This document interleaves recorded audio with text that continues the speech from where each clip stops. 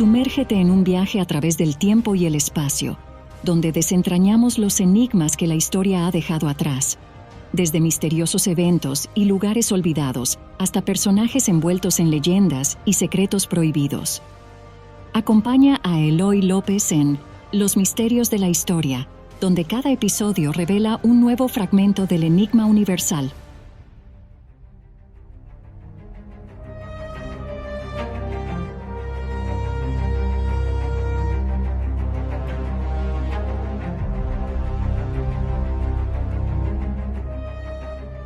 Si estuviste conmigo en el programa anterior, seguramente recordarás aquella sensación inquietante, casi eléctrica, que nos dejó la historia de los Nefilim, esos seres gigantes, híbridos, imposibles de clasificar claramente, cuyo origen ya en sí mismo representaba un desafío, una especie de ruptura en el orden del mundo antiguo. Y seguramente también recordarás que los presentamos como hijos de una unión controvertida, la unión entre los llamados hijos de Dios y las mujeres humanas, algo que ya por sí solo dejaba demasiadas preguntas abiertas. Pero, ¿y si te digo que para entender de verdad a los Nefilim, para llegar al corazón mismo de este misterio, tenemos que dar un paso atrás en el tiempo? Porque, claro, si hablamos de hijos, tenemos que hablar necesariamente de sus padres. Y si hablamos de padres, inevitablemente llegaremos a los abuelos. Y es ahí precisamente donde se encuentra la raíz más profunda y tal vez más incómoda de esta historia, en los seres que la Biblia nombra con una palabra enigmática y plural: Elohim. ¿Quiénes o qué eran realmente estos Elohim? Cuando abrimos la Biblia, nos encontramos con que la creación misma, el principio del universo y de la vida sobre la tierra, está ligada a este término. En principio crearon los Elohim los cielos y la tierra, dice literalmente el Génesis. Y uno se pregunta, ¿por qué está en plural? ¿Quiénes eran estos seres que parecen haber decidido sobre la existencia misma de todo lo que conocemos? Más allá del relato bíblico tradicional, la figura de los Elohim tienen ecos en otras civilizaciones antiguas. Podrían ser los mismos seres que los sumerios llamaban Anunnaki, que descendieron del cielo para dar forma al mundo y guiar al ser humano. Podrían tener conexión con los dioses primigenios que aparecen en las leyendas más antiguas de Egipto, de Babilonia, incluso de culturas remotas que jamás conocieron la Biblia, pero que, curiosamente, comparten relatos casi idénticos sobre seres divinos que descendieron a la tierra. Y esos llamados hijos de Dios, los que descendieron y tomaron mujeres humanas, dando lugar a los Nefilim, ¿no serían otros que descendientes directos, enviados o incluso emanaciones de estos Elohim primordiales?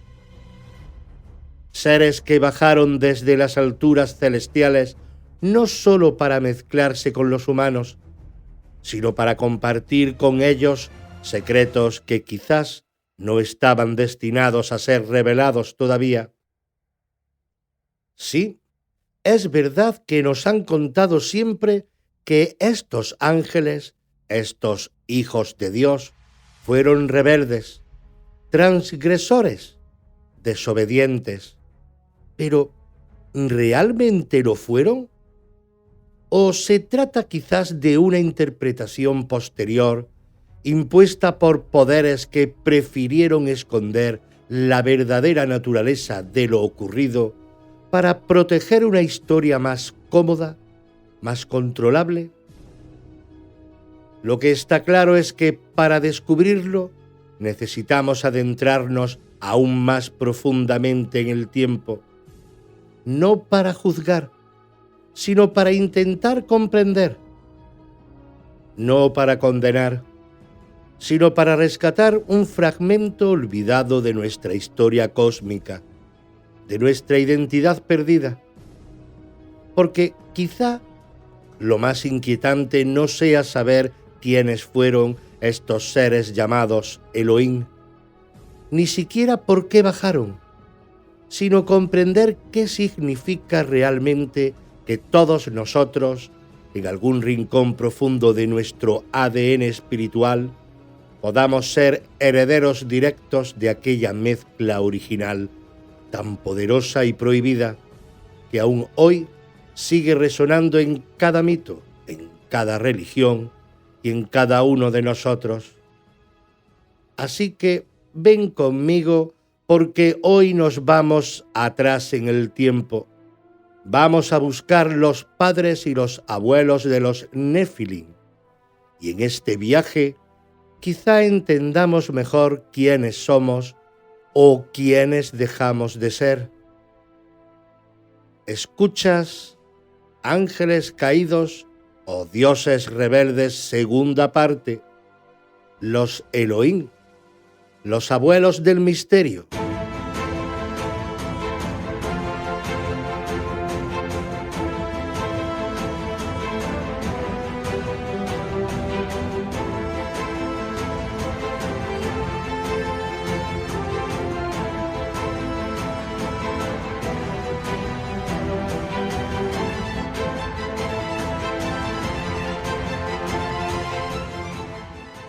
La primera vez que encontramos la palabra Elohim en la Biblia, surge una pequeña confusión que rápidamente se convierte en un misterio enorme, casi cósmico. En el principio, crearon los Elohim los cielos y la tierra. Y así lo dice literalmente el Génesis, el texto hebreo original, y ahí ya sentimos una leve incomodidad en el alma, porque, claro, ¿por qué Elohim está en plural si siempre nos han hablado de un único Dios creador? Elohim no es simplemente una palabra hebrea para decir Dios. Para eso ya tenían otras palabras. Tenían El, tenían Eloá, ambas claramente singulares. Pero Elohim es distinto, es plural en su forma, aunque muchas veces acompañado de verbos en singular, como si el idioma mismo se resistiera a poner límites precisos.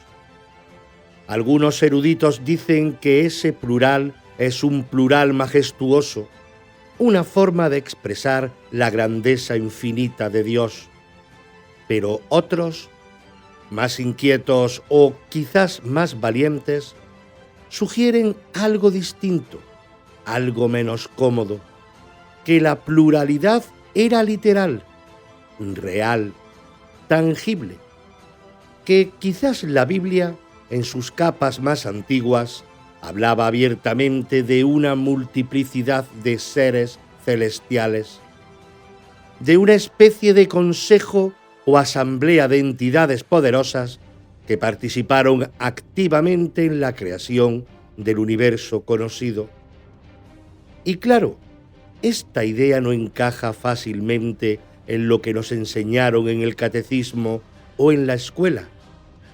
Pero si miramos más allá de la tradición religiosa oficial, nos encontramos con algo fascinante que no solo la Biblia, sino prácticamente todas las culturas antiguas que conocemos, hablan de entidades divinas que descendieron del cielo en plural. Viajemos un momento a la antigua Sumeria, esa civilización que precedió en miles de años a la escritura del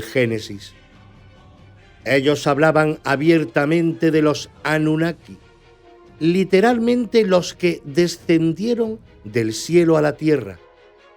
Estos seres bajaron, según las tablillas encontradas en Mesopotamia, para dar forma al mundo, para establecer leyes, para enseñar al hombre las bases de la civilización. Y no eran uno, eran muchos, cada uno con su nombre y su tarea: Enki, Enlil, Anu, todos considerados Elohim por algunos estudiosos modernos que ven en los textos sumerios y en los relatos hebreos un mismo núcleo de verdad antigua. En Egipto encontramos algo parecido, un panteón de dioses que no solo gobiernan, sino que crean activamente a los hombres, enseñan artes, escriben leyes, construyen civilización. En Babilonia lo mismo. Los dioses bajan, modelan al hombre con arcilla mezclada con sangre divina y lo dotan de conocimiento que antes no tenía. ¿Por qué tantas civilizaciones diferentes, tan separadas por el tiempo y el espacio, insisten en hablar en plural cuando se refieren al principio del mundo, al acto mismo de la creación? Quizás porque en algún nivel más profundo y verdadero, ese plural era real. Quizás porque hubo un tiempo en que realmente no había un único Dios solitario creando todo, sino una especie de colectivo divino con seres reales y diferenciados, participando de manera conjunta en algo que hoy apenas alcanzamos a comprender. Y entonces, ¿qué significa esto para nosotros, para los Elohim bíblicos? Significa que posiblemente la Biblia, en sus versiones más antiguas y originales, estaba expresando una realidad espiritual o histórica distinta a la que nos han contado. Significa que Elohim podría referirse a entidades divinas múltiples, reunidas en un consejo o asamblea celestial que decidió bajar a la tierra en algún momento de nuestra historia. Y significa también que los llamados hijos de Dios, esos seres que descendieron y dieron lugar a los Nefilim, no fueron capricho aislado, sino parte de un linaje más antiguo, más profundo, más intencionado de lo que hasta ahora hemos imaginado. Quizás los Elohim nunca se fueron realmente. Quizás simplemente dejamos de verlos o de querer reconocerlos. Pero ahí están, en la raíz de nuestros mitos, en las bases de nuestras religiones y quizá también en lo más profundo de nuestra propia esencia humana.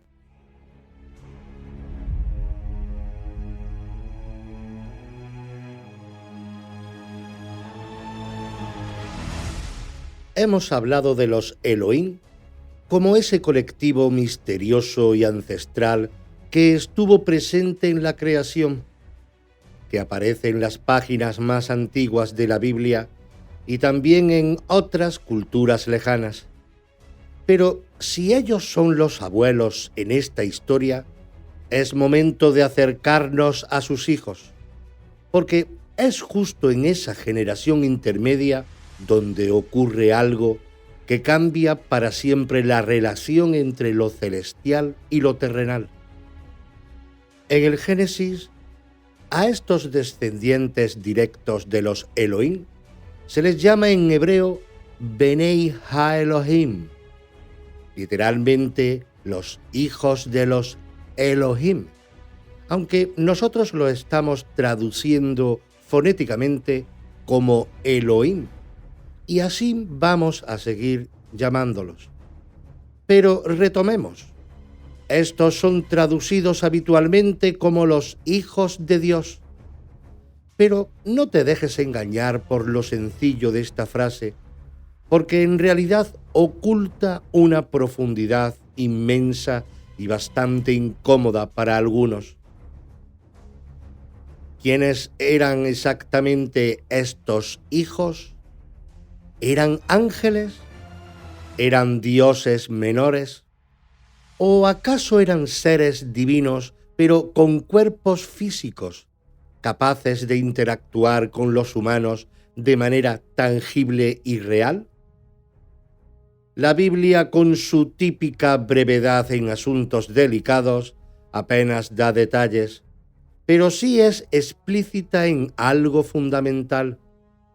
Estos seres bajaron desde los cielos atraídos por algo profundamente humano, quizá demasiado humano, la belleza de las mujeres de la tierra.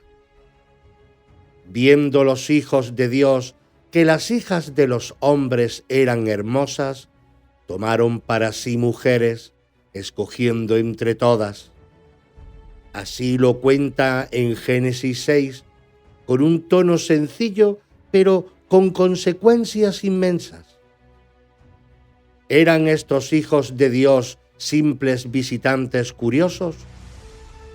¿O acaso vinieron con un propósito más profundo, más complejo, tal vez incluso espiritual o evolutivo? Algunos textos que fueron dejados fuera de la Biblia, como el famoso libro de Enoc, hablan claramente de estos seres, mostrándolos de una forma diferente y tal vez más reveladora. Los llaman los vigilantes. Y aquí sí que empezamos a ver una imagen más precisa y apasionante. Según Enoc, estos vigilantes eran seres divinos encargados de observar y proteger a la humanidad desde lejos, desde planos más sutiles. Tenían un papel concreto y una única prohibición. No debían intervenir directamente en los asuntos humanos. Pero, claro, ya sabemos cómo suele acabar cualquier historia cuando algo se prohíbe con demasiada fuerza.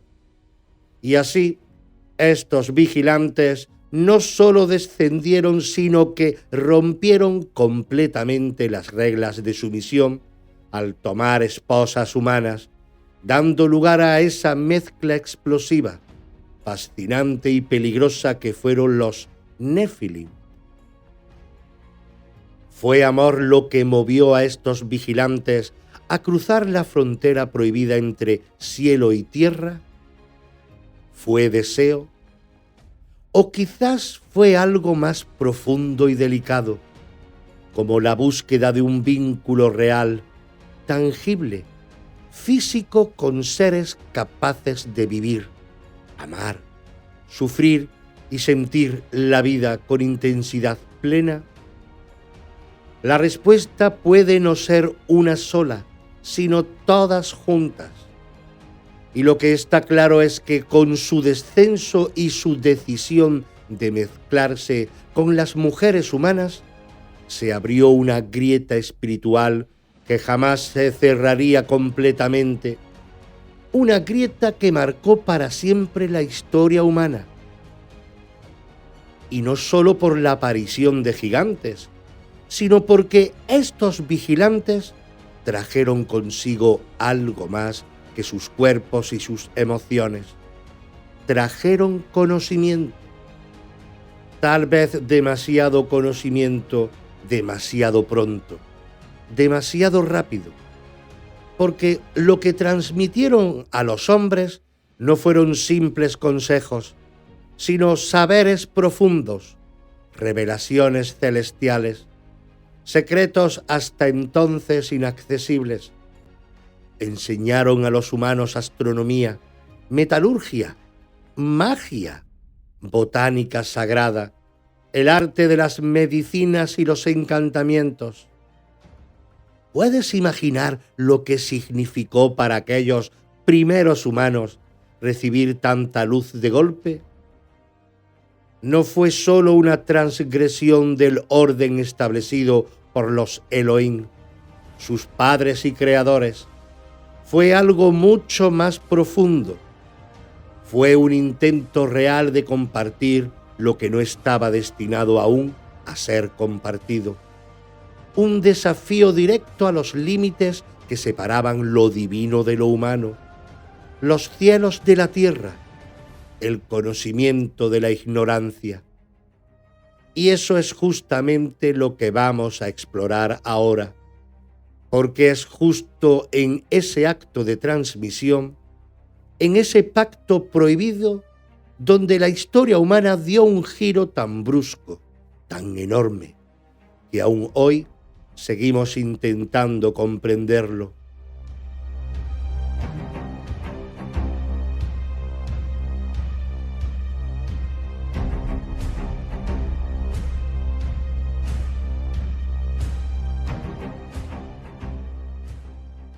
Hasta ahora hemos acompañado a estos hijos de Dios, a estos vigilantes que descendieron a nuestro planeta en busca de algo que quizás iba más allá de lo meramente físico.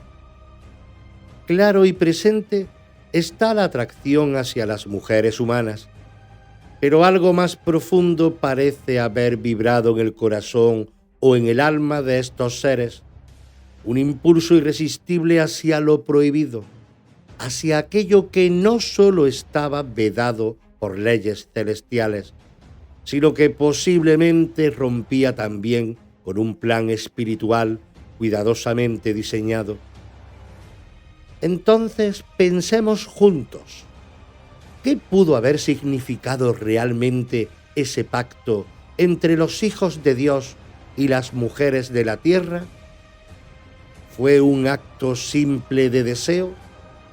¿O fue una alianza más profunda y comprometida entre dos mundos totalmente separados hasta ese momento?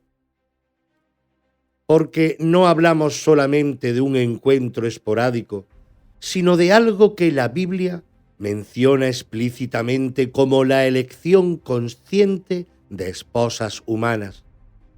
Eligieron unirse a ellas, vivir entre ellas, compartir con ellas.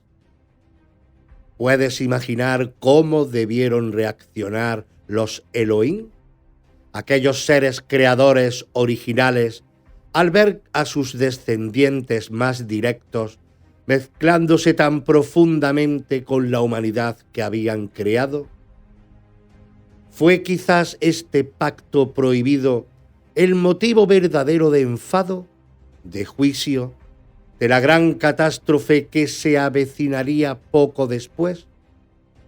Porque no es solo el hecho físico lo que parece haber perturbado el equilibrio cósmico, sino la consecuencia espiritual que de ello se derivó. Pensemos que ese pacto no solo produjo hijos gigantes, los Nefilim, con todo lo que ya sabemos sobre ellos, también produjo algo aún más transformador, una mezcla profunda, irrevocable, entre lo celestial y lo humano. Esta fusión no era simplemente física o genética, era espiritual. Era la transmisión consciente de saberes que los humanos quizás no estaban preparados para sostener todavía. Y ahí está precisamente el núcleo del conflicto. ¿Quién decidió que la humanidad no estaba lista para recibir tales secretos? ¿Quién puso esos límites, esas leyes, esa separación entre el cielo y la tierra? ¿Fueron realmente los Elohim los que determinaron estos límites? ¿O fue más bien la interpretación posterior la que etiquetó ese pacto como prohibido? Las preguntas que esto abre son inmensas, porque en el fondo apuntan a nuestra propia historia como humanidad. ¿Qué hubiese ocurrido si estos vigilantes jamás hubiesen bajado? ¿Dónde estaría hoy la humanidad sin esos conocimientos acelerados, sin esa mezcla extraña y poderosa entre la materia y el espíritu? Este pacto prohibido fue, sin duda, una transgresión en su tiempo, pero quizá también fue un regalo camuflado. Un regalo peligroso, sí, pero al fin y al cabo, un regalo que abrió para la humanidad una puerta que ya nunca podría volver a cerrarse del todo.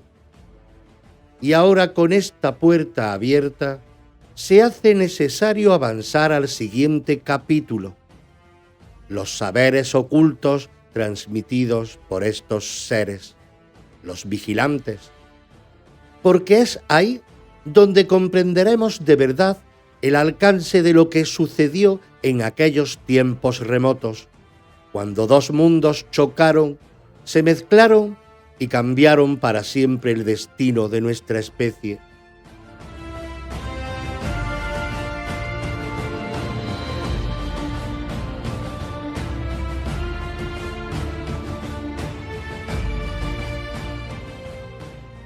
Después del pacto prohibido, vino la consecuencia más inesperada y tal vez la más trascendental, porque aquellos hijos de Dios, los vigilantes, no solo tomaron esposas humanas, trajeron consigo un conocimiento antiguo, profundo, un saber celeste que hasta entonces la humanidad no había recibido. Y no fue un gesto accidental, fue deliberado, como si en su descenso hubiesen querido compensar, compartir o tal vez redimirse, dando al ser humano una chispa de lo que solo estaba reservado a los cielos. El libro de Enoc lo deja claro. Estos vigilantes enseñaron a los hombres el uso de los metales, la fabricación de armas, los secretos de la alquimia, de la escritura de signos, de la astrología, de los movimientos del cielo, del arte de embellecerse, de las raíces curativas y de los venenos, de los conjuros y los ciclos de los astros. Enseñaron lo oculto, lo que estaba sellado, lo que no había sido revelado a la humanidad, porque aún no era el tiempo. Imagina ese momento. Imagina un ser humano primitivo, apenas iniciado en los ritmos de la tierra, recibiendo de pronto el conocimiento de cómo trabajar el hierro, cómo leer el cielo, cómo sanar o matar con una mezcla de hierbas. Imagina el vértigo de esa revelación, la sensación de poder, el deslumbramiento. Porque claro, lo que ofrecieron no era solo técnica, era poder. Poder para cambiar el mundo, para defenderse, para dominar, para seducir, para avanzar miles de años en apenas unas generaciones. Y ahí está el dilema, porque ese conocimiento no venía con instrucciones, no venía con conciencia, venía desnudo, y en manos de una humanidad aún joven, ese saber no tardó en volverse arma, idolatría, corrupción. Lo que quizás fue dado como un regalo, se convirtió en maldición. El mundo se aceleró, el equilibrio natural se rompió. Los hombres empezaron a vivir como dioses sin haber nacido para ello. Y todo se torció, todo se oscureció. Y los Elohim desde lo alto lo vieron, lo sintieron, lo juzgaron. Y entonces vino la caída definitiva, el juicio, el castigo, el encierro de los vigilantes en prisiones subterráneas, el exterminio de sus hijos, los Nefilim, el gran diluvio. Pero no todo se borró. porque ese conocimiento ya había sido sembrado, ya había prendido como chispa en la mente y el alma humana. Y aunque los dioses quisieran silenciarlo, el eco del saber prohibido siguió resonando a lo largo de los siglos, escondido en mitos, en escuelas secretas, en símbolos que aún hoy no hemos terminado de descifrar del todo. Y ahora nos queda una pregunta que arde como una brasa. ¿Fue un acto de amor o de soberbia? ¿Nos dieron los vigilantes las llaves del cielo o abrieron una puerta al abismo? Sea como sea, lo que es indiscutible es que ya no hubo marcha atrás. La humanidad desde ese momento no volvió a ser la misma. Y en el próximo punto nos vamos a asomar precisamente al corazón de esa ruptura. La rebelión de los gigantes, la grieta cósmica que recuerda, por su estructura y consecuencias, a la caída misma de Lucifer. ¿Serán acaso la misma historia contada con distintos nombres?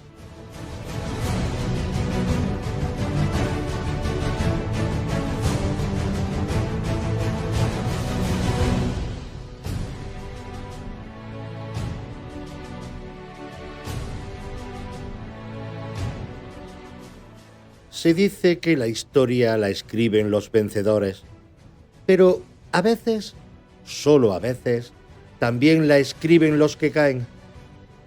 La historia de los vigilantes no es solo la de un grupo de seres celestiales que desobedecen una orden superior. Es la historia de una fractura, de un gesto que aún hoy divide opiniones, sacude conciencias y nos obliga a mirar al cielo y preguntarnos: ¿quién tiene realmente la autoridad sobre lo que está bien y lo que está mal? Según el libro de Enoc, fueron 200 los vigilantes que descendieron, 2 centenares de entidades de luz, de sabiduría, de poder, que decidieron tomar la forma del hombre y habitar entre nosotros. Y lo hicieron sabiendo que estaban traspasando un límite. Lo sabían. Por eso, antes de bajar, sellaron entre ellos un pacto, no uno simbólico, sino un juramento solemne pronunciado sobre el monte Hermón, donde se conjuraron a no volver atrás, a asumir juntos las consecuencias. Y aquí no estamos hablando de una travesura angélica, estamos hablando de una rebelión consciente, orquestada, sellada por voluntad propia. No hubo engaño, no hubo error, hubo decisión. Y esa decisión fue descender, fundirse con la humanidad, compartir su sangre y su destino. Lo que se desató después, ya lo sabemos, los Nefilim, el conocimiento prohibido, el caos, el desequilibrio. Pero lo que muchas veces no se dice es que esta historia, la de los vigilantes, resuena con una fuerza estremecedora con otro relato, el de la rebelión de Lucifer. Ambos descienden, ambos desobedecen, ambos son castigados, ambos traen consigo una chispa de conocimiento que puede iluminar o consumir. ¿Y si en realidad estuviéramos hablando de la misma caída vista desde 2 ángulos distintos? ¿Y si los vigilantes fueran parte del mismo gesto de insurrección que encabezó Lucifer? No como el mal encarnado, sino como el portador de una libertad radical, peligrosa y hermosa a la vez. El libro de Urantia describe a Lucifer no como un demonio con cuernos, sino como un hijo de Lanonandeg, de gran luz, amado por muchos, que se atrevió a cuestionar la jerarquía del universo, a proponer otro orden, otra forma de entender la libertad y el destino. ¿Acaso no hicieron lo mismo los vigilantes?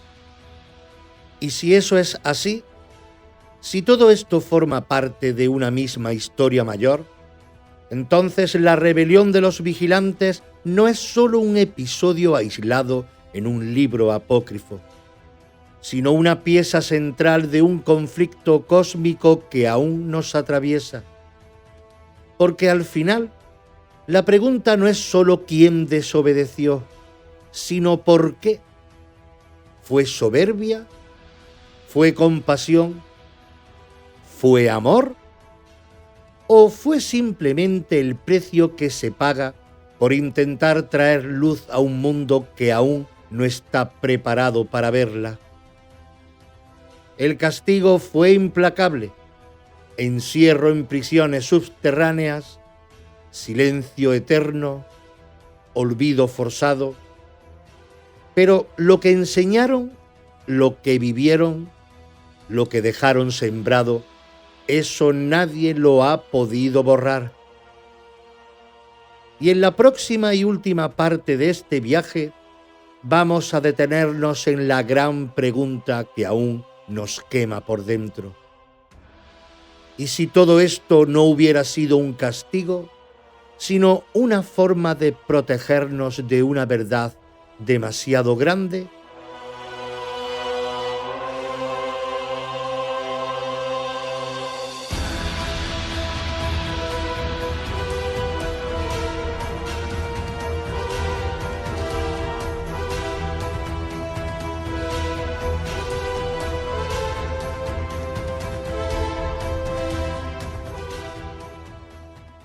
Aunque hasta ahora hemos caminado al lado de los Elohim, tal como aparece en las antiguas escrituras hebreas, sería ingenuo pensar que su huella termina ahí.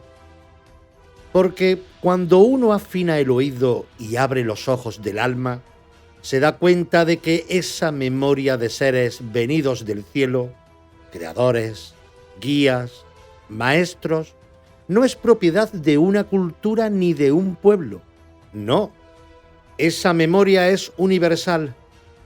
Es un eco profundo que atraviesa océanos, que sobrevive a imperios, que se filtra entre mitologías distintas como un rumor sagrado, como un susurro que no ha podido ser silenciado del todo. Viajemos por un momento a la antigua Sumeria, la cuna misma de la civilización escrita. Allí encontramos a los Anunnaki, cuyo nombre significa literalmente los que descendieron del cielo a la tierra. Estos seres, descritos como poderosos sabios, eternos, fueron los que moldearon a los hombres, les dieron normas, les enseñaron oficios y saberes. No eran uno ni dos, eran muchos. Eran una asamblea, una estirpe de entidades que, como los Elohim, no actuaban en soledad, sino en consejo, en pluralidad. Sigamos hacia Egipto, donde los Neteru, los dioses primigenios, cumplen un papel casi idéntico. Son los arquitectos del cosmos, los portadores de la sabiduría y el orden, los que descienden en un tiempo remoto para dar forma al mundo conocido. No eran simples dioses mitológicos, no eran invenciones para explicar la naturaleza, eran recordados como seres reales, presencias activas que caminaron entre los hombres y dejaron marcas indelebles en la piedra, en la palabra, en el espíritu. Y si miramos hacia la India ancestral, encontramos a los Devas, seres de luz de orden cósmico, enfrentados en guerras titánicas contra los asuras, los señores del caos, y de nuevo la misma estructura: seres celestiales, conflictos cósmicos, conocimiento entregado, destinos humanos entrelazados con luchas que trascendían su comprensión inmediata. Incluso en la Grecia mítica los ecos son claros. Los titanes, gigantes primordiales, desafiaron a los nuevos dioses olímpicos en una guerra que marcó el destino de la tierra y del cielo. Rebeliones entre seres divinos, caídas, pactos rotos. ¿No es acaso la misma melodía, pero cantada con distintas palabras? Y cruzando el Atlántico, entre los pueblos nativos de América, encontramos de nuevo las huellas. Los Hopi hablan de los Kachinas, mensajeros celestes que descendieron a enseñar al hombre a vivir en equilibrio. En los Andes, los Viracocha, los grandes sabios de barbas blancas, vinieron del océano a civilizar y luego desaparecieron, prometiendo regresar algún día. ¿Qué significa todo esto? ¿Por qué culturas separadas por océanos, por milenios de distancia, por idiomas que jamás se cruzaron, insisten en recordar un tiempo en que seres del cielo caminaron entre nosotros? Tal vez porque detrás de todos estos nombres distintos, de todos estos relatos velados por la poesía y el mito, late una única verdad: algo descendió, algo alteró el curso de la humanidad para siempre, algo que no era completamente humano, pero que dejó su marca en nuestra carne, en nuestra memoria, en nuestras almas. Y no solo dejaron leyendas, no solo dejaron palabras, también dejaron señales físicas, huellas imposibles de ignorar. Megalitos que desafían las leyes de la ingeniería moderna, alineaciones astronómicas perfectas trazadas en piedra, monumentos que parecen gritar en su lenguaje de silencio y eternidad que un conocimiento superior estuvo aquí, que una mano ajena a la simple evolución humana modeló parte de nuestro mundo. ¿Cómo explicar de otro modo la precisión de las pirámides egipcias, la majestuosidad de Saskatchewan en Perú, las ruinas ciclópeas de Baalbek en el Líbano, o los mapas antiguos que mostraban tierras aún cubiertas de hielo antes de que fueran descubiertas? Todo parece susurrar que una inteligencia mayor caminó alguna vez entre nosotros, enseñó, construyó y luego se retiró, dejándonos fragmentos para reconstruir el puzzle cuando estuviéramos preparados. Y aún así, todas estas culturas, en todos los rincones del planeta, coinciden en otro detalle más inquietante todavía: la promesa de su regreso. Los Anunnaki prometieron volver, los Kachinas aseguraron que vendrían de nuevo a guiar a los suyos, los dioses blancos de América anunciaron su retorno glorioso tras un largo tiempo de oscuridad. ¿Por qué tantas culturas diferentes mantienen viva la esperanza o el temor de un regreso? ¿Qué pendiente quedó entre nosotros y aquellos que descendieron? ¿Qué ciclo aún no ha cerrado?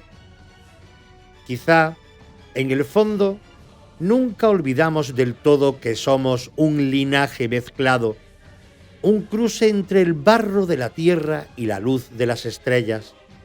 Y quizás, en nuestros sueños más antiguos, en nuestras leyendas más persistentes, seguimos esperando, seguimos anhelando que un día, cuando estemos listos, cuando hayamos aprendido a no destruirnos, a no corromper el saber, volvamos a encontrarnos cara a cara con nuestros viejos maestros, con nuestros padres y abuelos celestiales.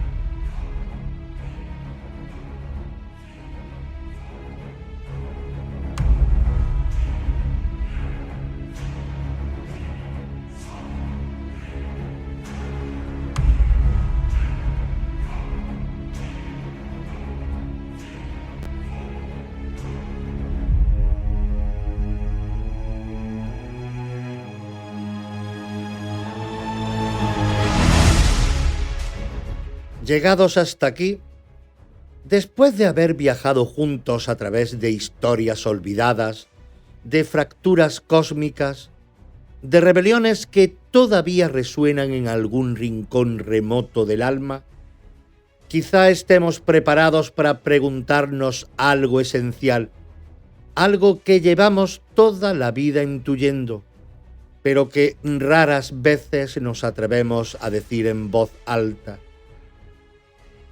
¿Y si no fue simplemente un acto de rebeldía? ¿Y si los vigilantes, esos hijos de Dios, esos descendientes directos de los Elohim, al bajar a la tierra y compartir con la humanidad conocimientos prohibidos, lo hicieron no por orgullo o por soberbia, sino porque vieron algo en nosotros que merecía ese riesgo? ¿Y si Lucifer, en su propia rebelión, no fuera simplemente un demonio que desafía a Dios, sino un ser de luz tan brillante que prefirió caer antes que mantenerse indiferente ante el destino de los hombres? Quizá, solo quizá, toda esta historia no sea simplemente la historia de ángeles caídos o dioses rebeldes. Quizás sea, en el fondo, la historia de cómo la humanidad se convirtió en heredera involuntaria de una batalla celestial. Una batalla que no comenzó aquí, en nuestro pequeño planeta, sino en algún lugar muy lejano, en alguna dimensión que aún hoy no alcanzamos plenamente a comprender. Si eso es así, entonces nuestra búsqueda apenas está comenzando, porque todo lo que hemos hablado hasta ahora no sería más que una puerta entreabierta, una invitación a seguir explorando, a seguir cuestionando, a seguir recordando. Porque detrás de los Elohim, detrás de los vigilantes, detrás de los Nefilim, y detrás de cada mito, de cada leyenda y de cada texto antiguo, lo que realmente está en juego es nuestra memoria.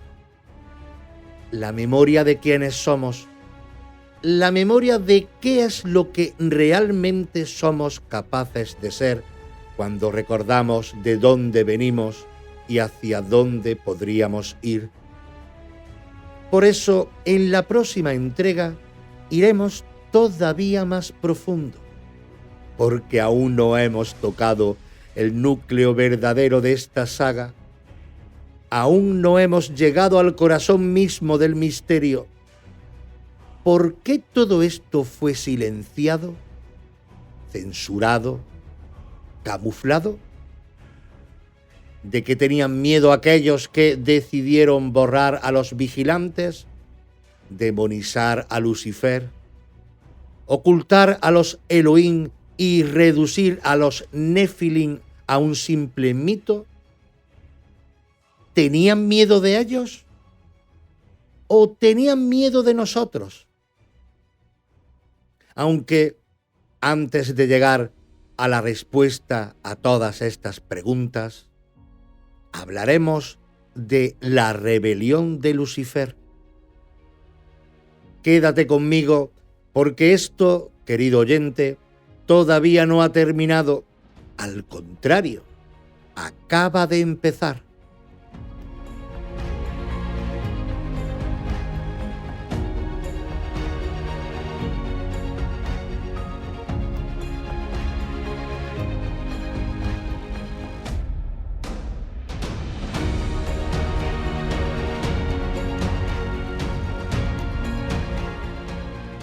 Y hasta aquí llegó este viaje entre los ecos del pasado, entre ruinas y leyendas, entre certezas e incógnitas. Pero a veces, entre las grietas de la historia, se asoma algo más, algo que no se mide con fechas ni se archiva en documentos, algo que no solo sucedió, sino que nos está sucediendo por dentro. Si alguna vez te has preguntado qué hay detrás de los hechos, si has sentido que hay un alma que también camina la historia contigo, te espero en Reflejos del Alma, aquí, en esta misma sintonía y en esta misma plataforma, porque a veces el mayor misterio no está en lo que pasó, sino que está en lo que somos.